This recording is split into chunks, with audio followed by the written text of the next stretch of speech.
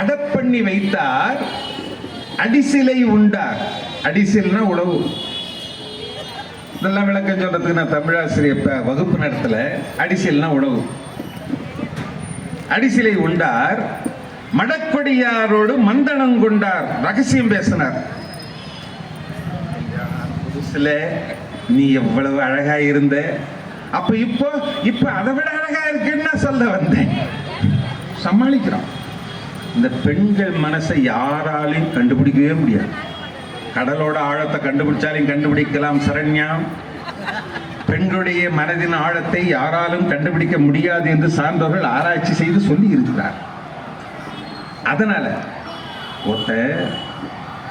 அம்மு ஒரு காப்பி அப்படின்னா என்னது அப்படின்னா அந்த அம்மா இல்ல போட்டு மாற்றமானு கேட்டேன்னு பழிக்க. அந்த அளவுக்கு அவனுக்கு பயம். மடக்கொடியாரோடு மந்திரம் கொண்டார், இடப்பக்கமே இறை நொந்தது என்றார். லெப்ட்ல தானே ஆற்று இருக்கு.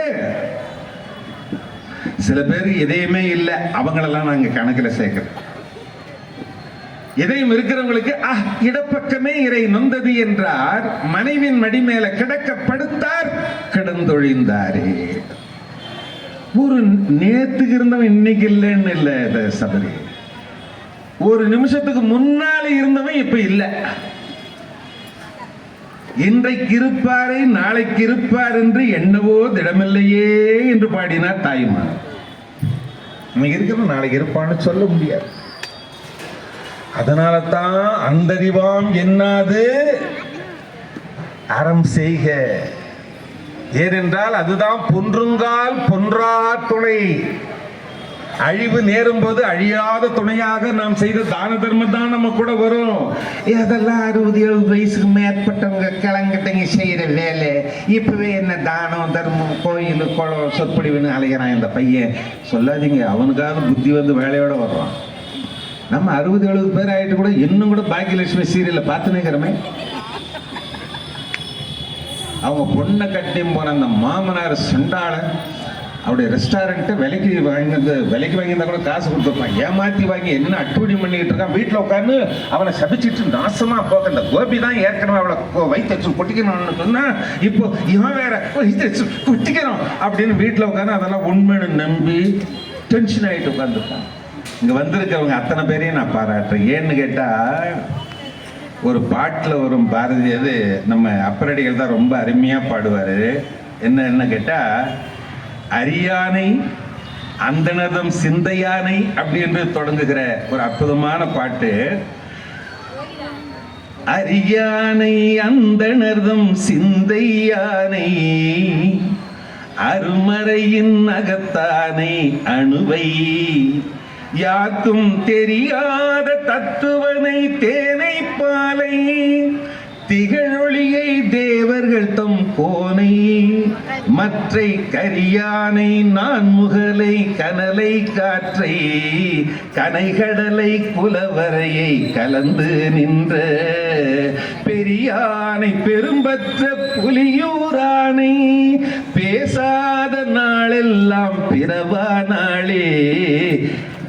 பெரும்பற்ற புலியூரானை பேசாத நாளெல்லாம் பிறவா நாளே. இந்த பாட்டுக்கு எனக்கு ரொம்ப நாளா அர்த்தம் முடியாம இருந்தது. பேசாத நாளெல்லாம் பிறவா நாளேன்றார். அது என்ன அர்த்தமே எனக்கு புரியல. வாரியார் ஒரு கதை சொல்றாரு, அன்னைக்கு தான் புரிஞ்சுது. வாரியார் இந்த காலத்து குழந்தைங்கள்லாம் பார்க்கறதுக்கு வாய்ப்பு இல்லை. வாரியார் சுவாமிகள் பேசுறான்னா எப்பேற்பட்ட கடினமான தத்துவத்தை கூட எளிதா மக்கள் மனசுல இறக்கிடுவார். பேசாத நாளெல்லாம் பிறவா நாளே. ஒரு துறவி, அந்த துறவி என்ன பண்ணுவாருன்னா, ஒவ்வொரு ஊருக்கும் போய் அந்த ஊர்ல யாரு ரொம்ப சத்தியசந்தன்னு விசாரிப்பார். யார் உண்மையே பேசுறாரு. அப்படி யாராவது இருக்காங்களா உலகத்துல? இந்த ஊர்ல யார் உண்மை பேசுறவரு அவர் வீட்டில் தான் நான் தங்குவேன்னு சொன்னாரு அந்த துறவி. சபரி மாதிரி ஒரு நல்லவர் என்ன சொன்னாரு, இந்த ஊர்ல பிரேம்குமார்னு ஒரு பெரியவர் இருக்கார். பிரேம்குமார் எங்க அவர் பேர் கூட பிரேம்குமார் தாங்க. என்ன இது போல பேர்ல என்ன இருக்கு? நான் தஞ்சாவூருக்கு போனேன்.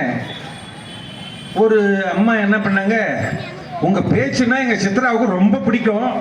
நீங்க தயவு செஞ்சு வந்து நீங்க அவங்க கையால ஒரு காபி சாப்பிட்டு போனா நல்லா இருக்கும்னா. சித்ரான உடனே நான் ஏதோ 16ல இருந்து ஒரு 25க்குள்ள தான் இருக்கும் அப்படின்னு நம்பிக்கிட்டு, சபரி இந்த வயசுல இருந்து நான் பாசியான்னு கேட்காது, இது நடந்தது 30 வருஷத்துக்கு முன்னால.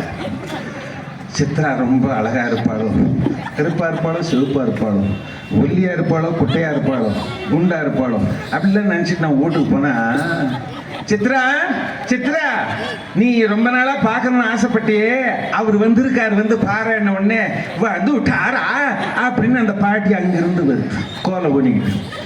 அதுக்கு பேரு சித்ராவான். நான் ஏமாந்து போயிட்டேன்.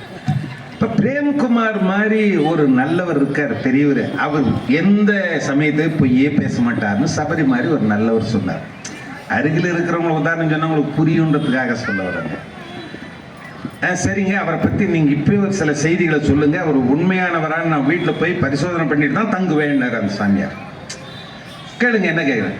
அவருக்கு என்ன வயசு இருக்குன்னு கேட்டார். யாரு? பண்ட துறவி சபரி மாதிரி ஒரு நல்லவர்கிட்ட என்ன வயசு இருக்கும்? அவருக்கு இருக்க ஒரு 70-75 இருக்கும். பிள்ளைங்க 4 பிள்ளைங்க இருக்காங்க. பெண்ணுங்க அதெல்லாம் இல்லை. சரி, ஒரு சொத்து பத்தெல்லாம் என்ன தேரும்? கோட்டீஸ்வரங்க, கோட்டீஸ்வரன் அப்படின்றாரு.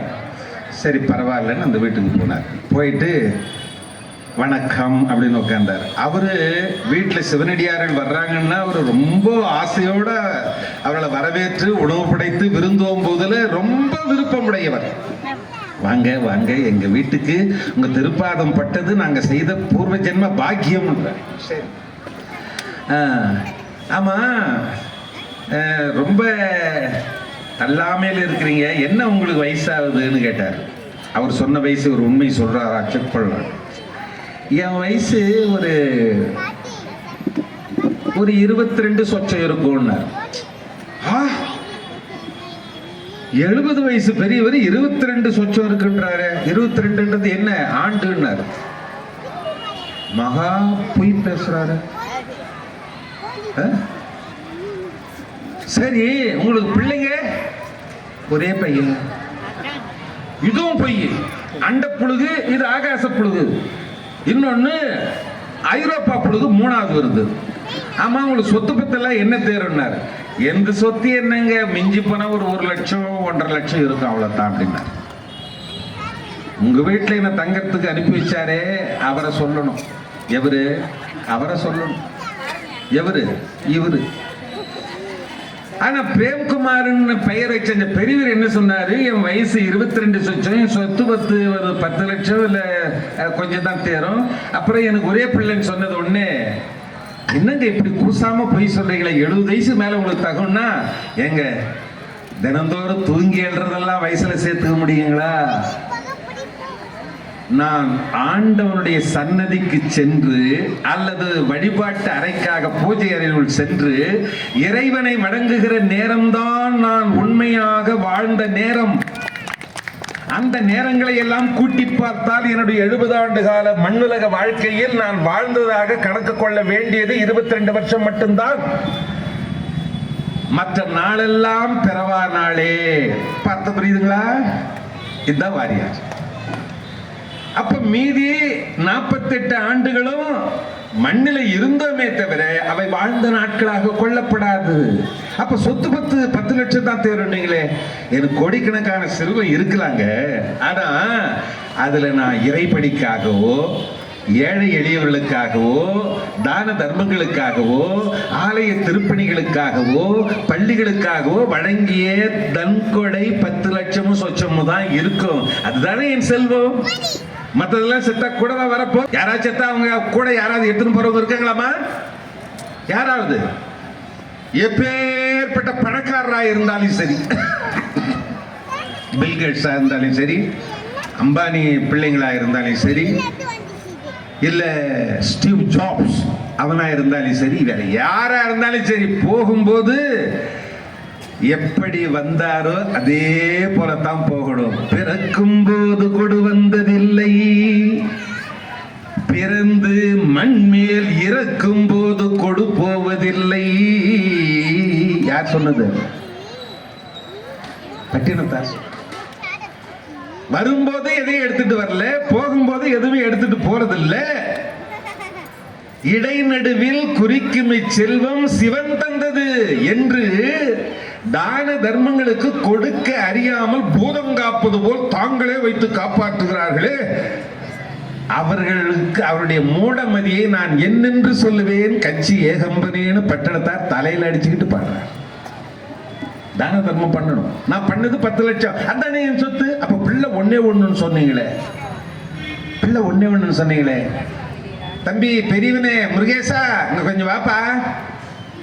தோணு உட்காந்துட்டு சென்ன வெந்ததுன்னு வேலை வேண்டா போலான்னு சொல்லி இல்லாம எப்ப பாரு முருகேசா முருகேசா முருகேசா, எல்லாருக்கும் நாள் பத்து உனக்கு வரமாட்டேங்குதே அப்படின்னு தான் பெரியவன்.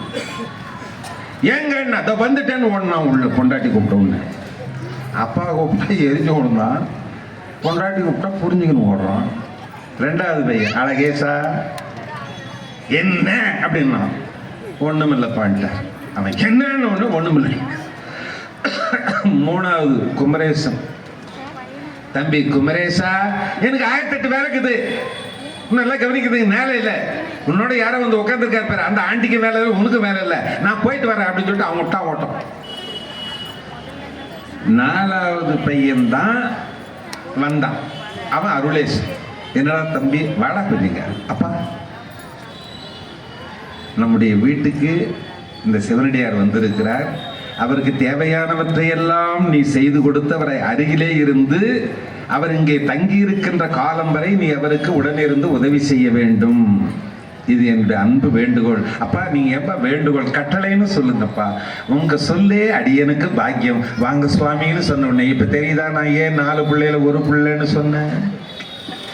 அப்போ 4 பிள்ளைகள் 1 பிள்ளை என்பதும், கோடிக்கணக்கான சொத்துல 10 லட்சம் தான் என் சொத்து என்பதும், 70 வருட வாழ்க்கையில 22 வருடம் தான் என்னுடைய ஆயுள் என்றும் சொன்னதனுடைய பொருள் புரிந்து கொண்டால், பெரியானை பெரும்பற்ற புலியூரானை பேசாத நாளெல்லாம் பிறவா நாளே.